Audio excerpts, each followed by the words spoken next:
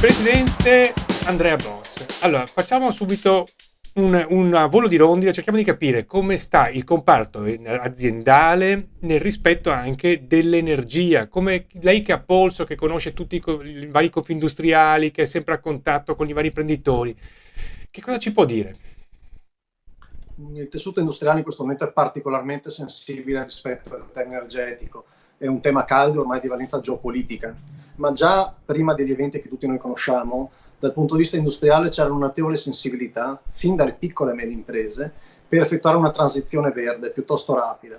non necessariamente attendendo i fondi del PNRR, ma in molti casi addirittura già utilizzando fondi propri per una transizione rapida e verso tutte le fonti verdi.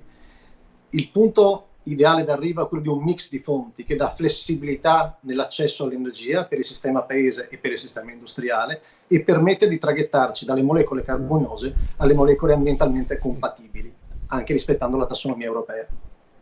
Consideri che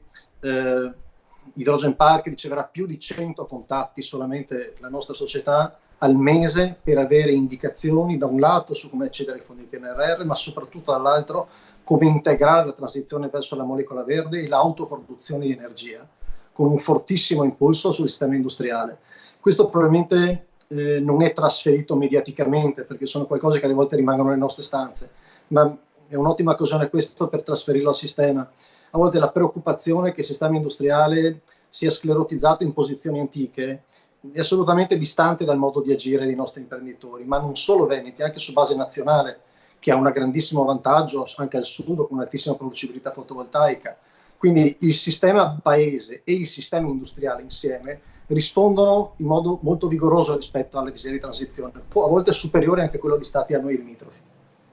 Molto, molto interessante.